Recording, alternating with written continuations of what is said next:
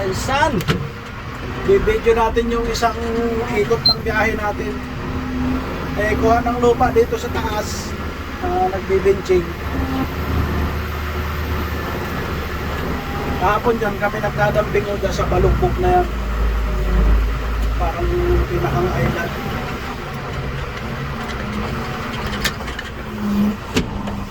Kuha ng lupa dyan sa taas. Ginagawang benching, tapos dito dadalhin para hindi makikita yata yung ano, kita tayong gitna ng ano, gitna ng quarry. Eh doon kasi sa quarry itong daan na to eh. Doon na siguro 0.5 kaya 0.5. Sige natin yung magandang video mamaya. Yung madaanan namin, sulit siya, sulit. Sarap oh, parang ala sa roller coaster.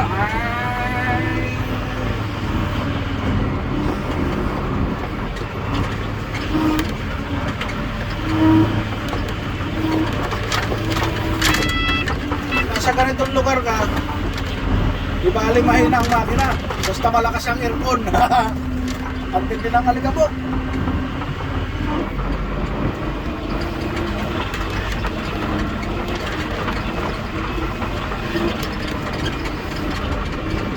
Lakas na ito.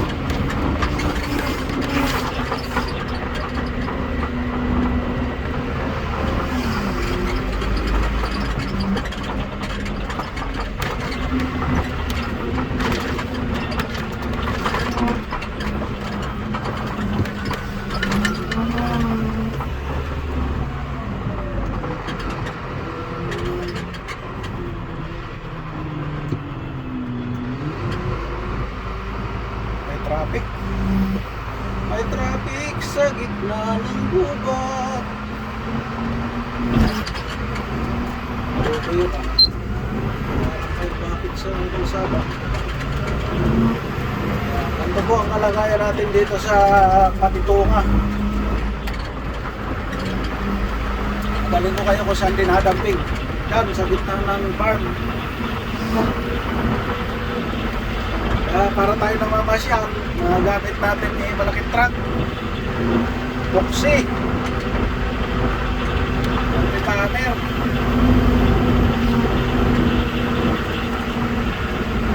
Erix 30 tanner yata ito, 40 siguro maliit eh, kasi laki ng mga nasa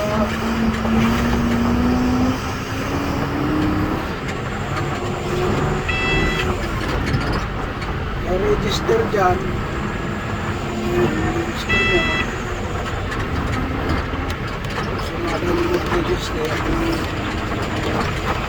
Ito, kaya masarap ang buhay ng operator. Paminsan-minsan, makakachip ko parang gantong trabaho, para ka naglalaro. O, diba?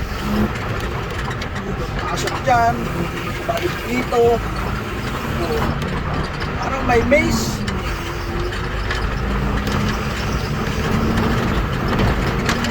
Kasi natin itatamping. Nakabang nila dyan, tapos atras. Atras dyan sa stockpile. Ay! Sirado. Sabi niya sa Bisaya, sirado. Wala akong matras, hindi kinaya.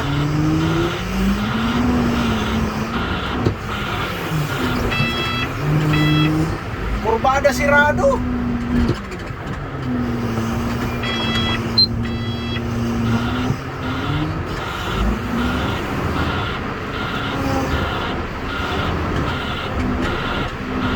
Ikot yan ng isang biyahe natin mga insan. Kasi pagdating naman dito sa baba, malit itong truck na ito.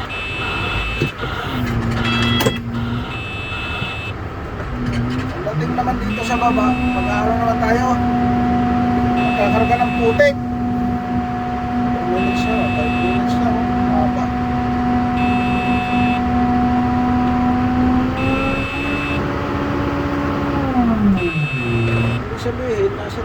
minutes ang isang biyahe natin. 5 minutes yun. Kasi magkakarga pa ako ng puti.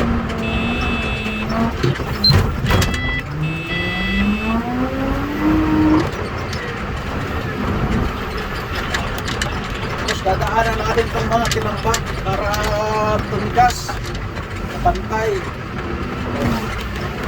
Easy job, di ba? Kailangan marunong mo rin sa ano, marunong ng mga mata, alam yung mga dapat mangyari sa site. Para hindi sayang yung kababiyahe. Ayun tayo. Wala naman tayo ngayon ng ano, putik. Dadalhin sa taas.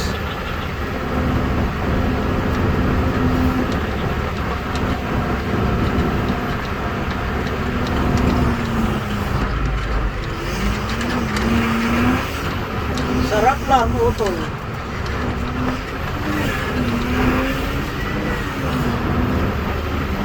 Ang biyahe ng dump truck. Very beautiful. Sawa ko sa drive maghapon, tapos drive na naman pa uwi. Ay, kaya naman layo itong lugar na itong mga auto eh.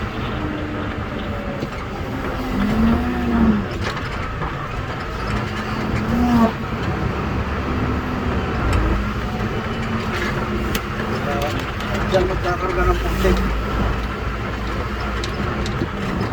Kailangan ko muna ang push.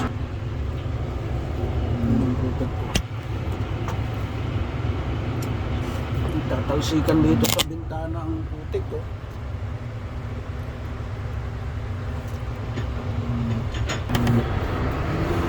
Tapos nagawa siya ng exitan dito sa may kargahan ng putik. Ayos dito manager na to eh. Manager yan, diretso operator.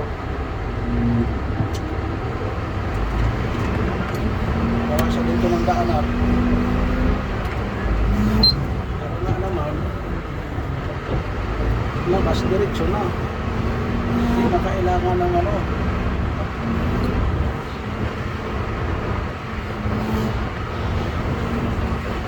Kailangan pa atras-atras. Okay?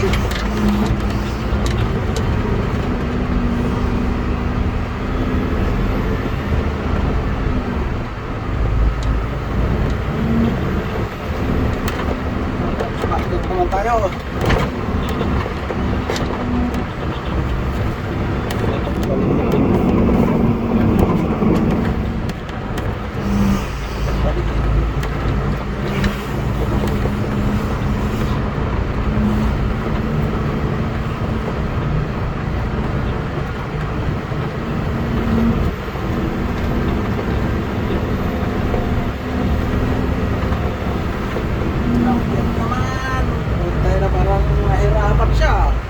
Kasi ang makina nito, pero malakas ang aircon.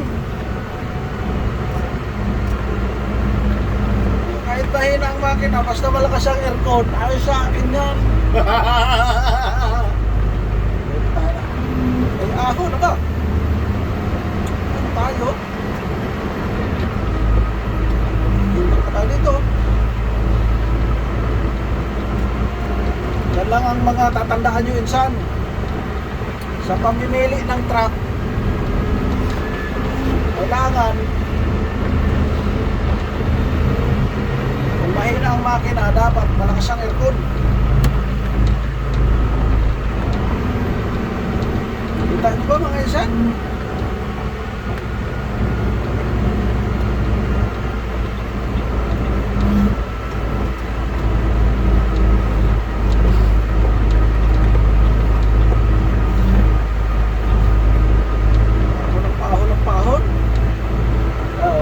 Naka-display na ano, truck. May sulat na rock shop.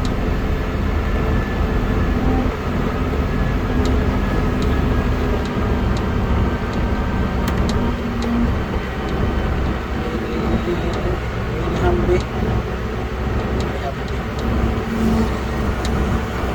Hambi. Talaga naman.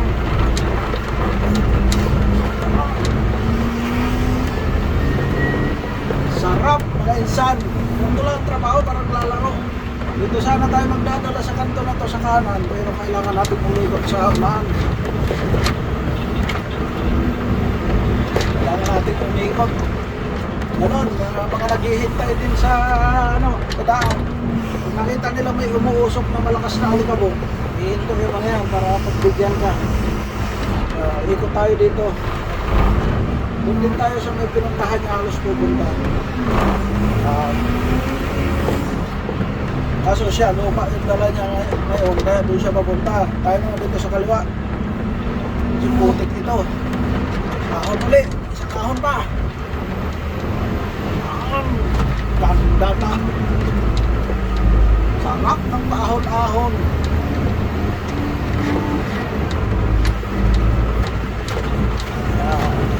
Dahil sa gubat na yan, may sapa dyan sa baba. Sapa na mababain ko. Katapos natin ito idam. Yan natin siya igadam. Yan, sapa na yan.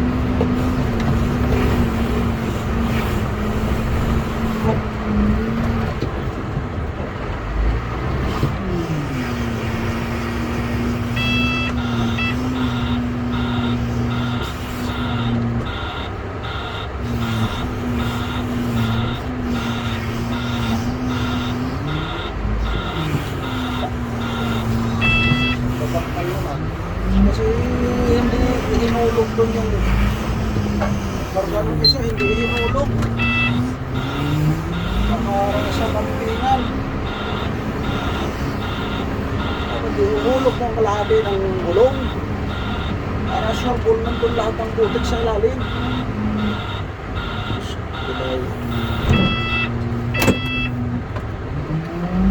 Madamping na tayo mga. Pagkatapos ko mag-dump, medyo pinapatulok ko muna para masaid yung putik. Ayun, ito madalag siguro dyan. Yan ang dampingan natin. Sa sapa, pupunuin siguro yun ang putik para mawala yung sapa na yun. Alright. Balik tayo kay Roger. Kukuha naman tayo ulit ng lupa. Alis na tayo sa dampingan. Balik na kay Roger. Kukuha naman ulit tayo ng lupa. Dadaling sa ibaba. Ito lang, ayan. Complete ito, isang ikot.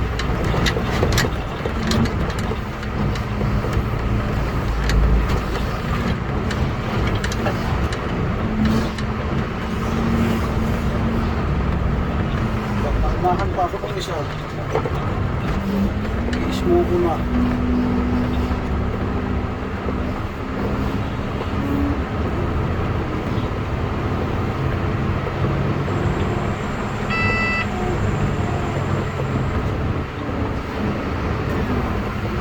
Ganyan lang o. O yan. Paparking dyan, tapos atras papunta doon kay Roger. Kaharapan muna natin si Roger para makita nyo yung nagkakarga. Ayan yung nagkakarga o. Yan. Bako na yan. Isa naman doon sa baba na bako, kasunod ni Roger. Makikita lang yung doon. Ano yung nagtatanggal ng mga puno. Ikot lang tayo dito.